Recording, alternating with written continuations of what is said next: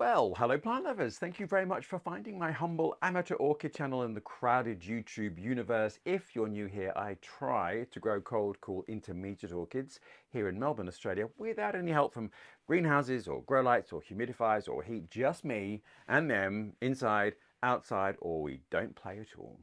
So plant lovers, if that sounds like your bag, do hit subscribe. I post every week on a Friday. I am an amateur and my ramblings are just that. And today, ta-da! A kind of funny case in point, perhaps. But anyway, look at this fabulous Dendrobium that is in bloom. And of course, it is so wonderful, so yellow, so showy. We are going to talk about this today.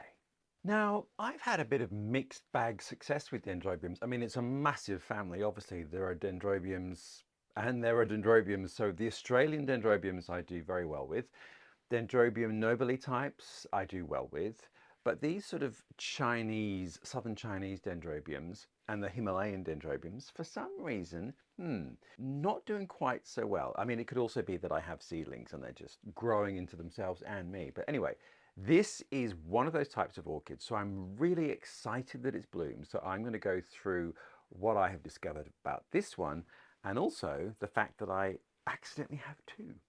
Okay, without any further ado though, let us reveal the name, and it is Dendrobium hancockii, and this one is crossed with its sibling, which is very ancient Egyptian, isn't it? But anyway, so it is crossed with something that came from the same parents originally. Now this is a species orchid, which means this is how it grows in the wild, and it is found in southeastern China and the north of Vietnam and Myanmar. So quite a wide range of habitat and a fairly wide range of altitude. And altitude is often the thing which will determine whether a plant will grow for me well here. So what I've discovered in Melbourne is that those high altitude orchids, whether they're from South America or sort of Himalayan Asia, do well, largely because they can deal with the cold weather. And as I said in my preamble, I do grow a lot of things outdoors all year under cover. So they're protected from the rain, but they do get quite chilly winter nighttime minimums, which can hover between 2, 3, 4, 5 degrees centigrade. So the high 30s, low 40s Fahrenheit. Not freezing, but near enough.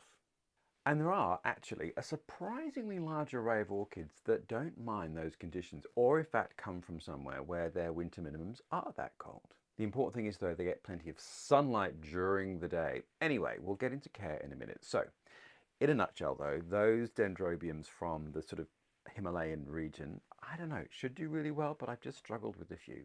So this one, hancockii, surprised me, and I literally hadn't noticed the buds because they emerged and opened really quite quickly.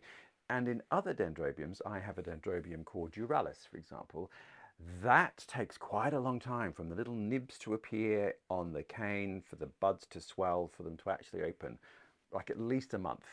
This one literally seemed like a matter of a week, and ping. Maybe I just hadn't noticed, but anyway, it's quite fast to bloom. And we are now very late spring, just about to head into summer here in Australia in the Southern Hemisphere, and that is the time of year when this species orchid is supposed to bloom. So far, so good.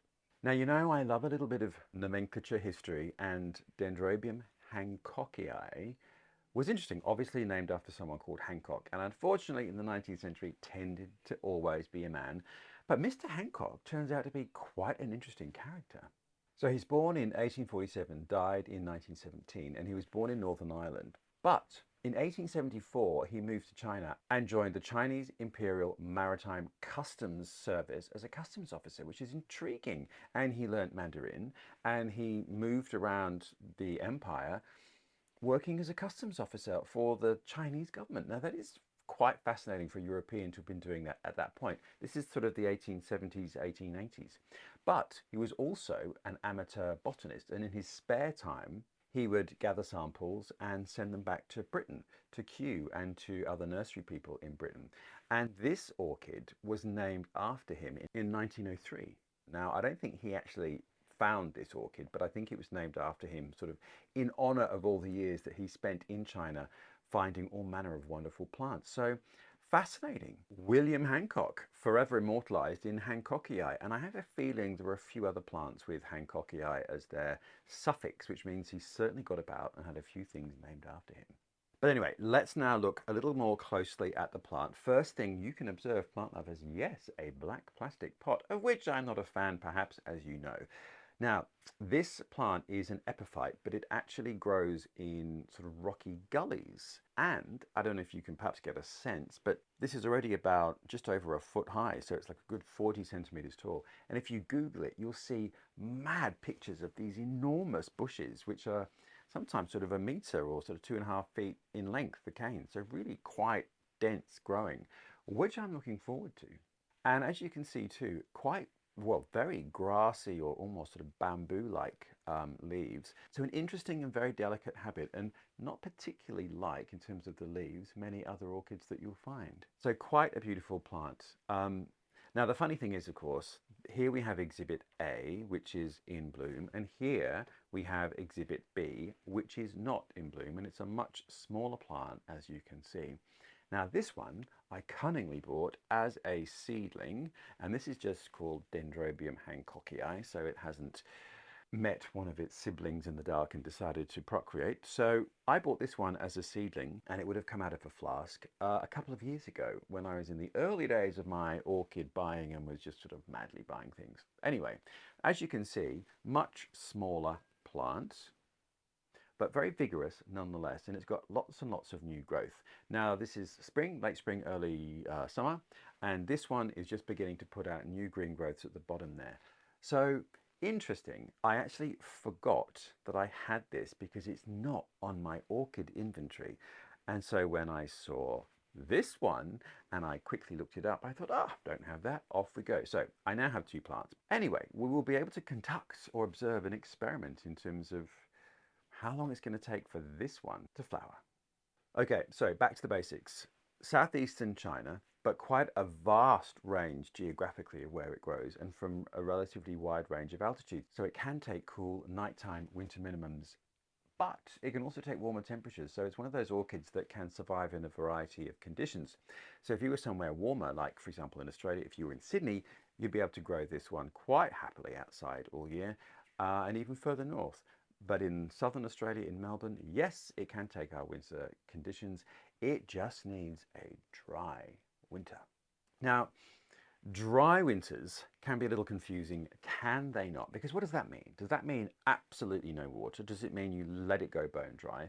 Some orchids, of course, you do, but not hancockii. Now, once you get to autumn, to fall, you would then really start dialing down your watering, because the new growths that have appeared, and in fact this larger plant doesn't have any new growths appearing, it's busy flowering, whereas the younger plant, which is really busy putting on all its growth to grow up, that one has put on its new growth. So once those canes have matured at the end of this growing cycle, so the end of this season, you would then just really dial down your watering, but not withhold water completely. So what I just do is sparingly water it occasionally in winter when it's a warm, bright, sunny day, because they don't like to be, well, nothing really wants to be cold and damp. So I do water it. I just choose my day, but I don't water it that often. And I absolutely don't feed it because it's not doing anything. And I feel that this is one of the problems that I've had in the past, because I, plant lovers, have been quick to repot. Perhaps a little too quick. Because if you repot something when it's not doing anything, so for example, if you were to repot this in late autumn or early winter, the roots aren't doing anything, the plant's not doing anything, it's basically in sort of stasis, waiting for the change of the season to start blooming and growing. So if you were to repot it at that point, you're shocking the plant, you're putting in new medium, you would water it in perhaps, and those roots aren't going to do anything for months until the season warms up and the plant starts to go into active growth again.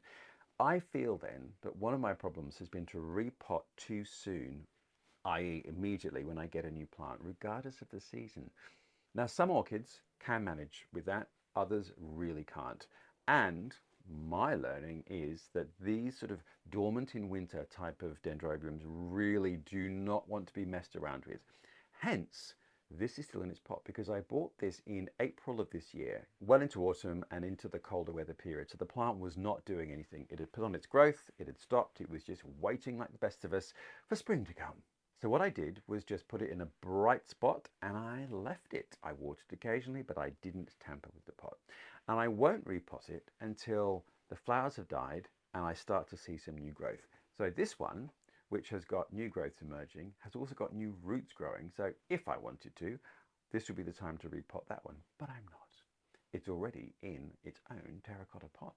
So that, I think, is one of the things I've had issues with, is that I'm going to take off that yellowing leaf because it's annoying me, is that I have repotted too soon and put the plant into undue stress when it didn't enjoy it.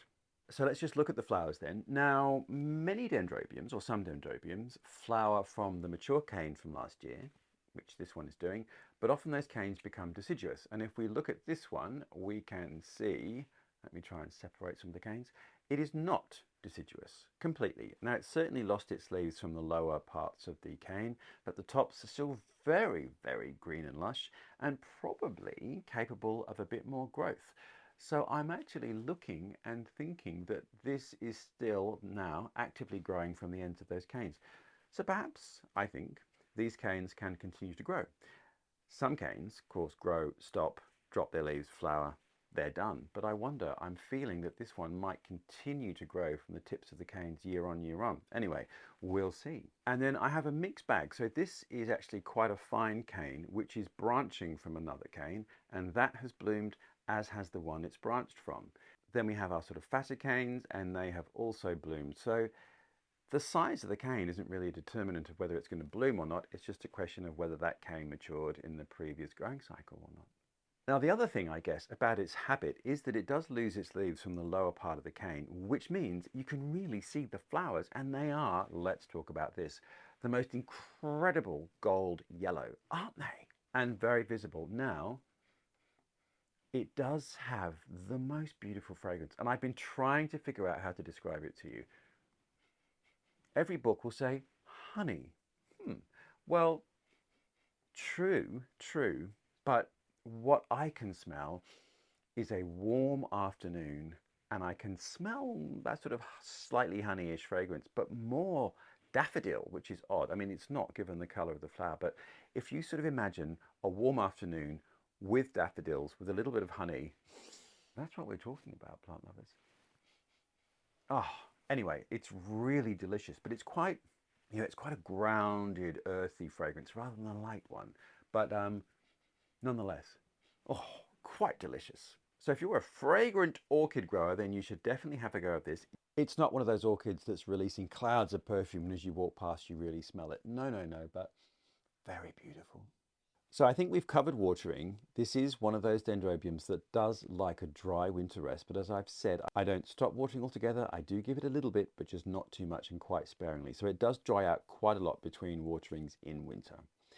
And I don't feed it, but I do feed most of my orchids, but particularly dendrobiums, when they start to wake up. So when they start to bloom, start to produce new growth, you can then gently ramp up your feeding. And at this stage, this one still does not have any active growth. So I'd be using more of a tonic, so like seaweed based or worm juice, heavily diluted to sort of 1/10 of the recommended dose, just to give the plant a bit of vigor and vim as it starts to get its gear on in terms of growth.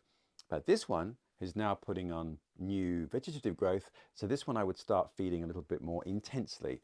So what I do every spring is a topical application of a slow release fertilizer, which is a pellet form, and that releases over a period of time. And then throughout the growing season, a liquid fertilizer, and that could be an orchid specific one or just a generic flowering plant one. I don't go down the rabbit hole of different types of foods, I have to say. You certainly can, but I've made a video about my fertilizers of choice, which I'll link above and below. I just keep it simple, I really do, but I do mix it up. So I do use an orchid specific one, I do use a general plant one, and then I use tonics and all sorts of things in different brands, so that they'll all be offering something slightly different, and the orchid has a chance to develop its palate. And just eating the same thing is really boring. So that's the food question out of the way. Now the next question is of course potting, and like most dendrobiums, this one is an epiphyte in the wilds, and it's always good to kind of understand epiphytes and epiphytes and epiphytes, because there's a huge difference of growth habit. This is one of those sorts of plants that grows in nooks of accumulated debris. So it's not clinging to the side of a tree, it's in a nook of a tree. So there is a little bit of material that's collected there. And then the roots will sort of firm it in place and also hold on to the bark of the tree, but there is a little depression. So ergo, used to being in quite a contained space. So first rule of thumb is pop them down. They do like to be pot bound.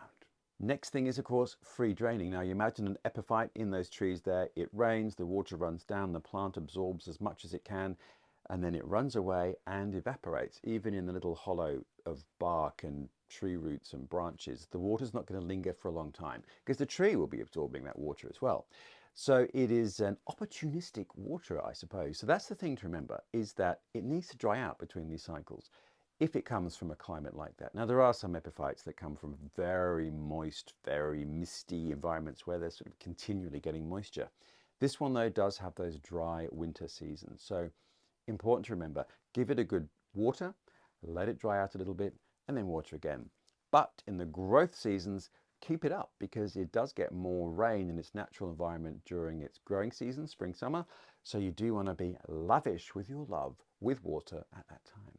So the mix in this is just a medium-sized bark and nothing else, although I have sprinkled a little bit of shell grit on the top, a trick from Rachel at Gardening Duensa, and that's full of calcium. And if you put a little pinch of mycorrhizal fungi spore in there, so you start to develop a nice mycorrhizal network, the mycorrhizal fungi help the plant extract nutrients, including calcium from shell, and water from the mix and make it available to the plant's roots. And in exchange, the mycorrhizal fungi get energy from photosynthesis that the plant gives to them.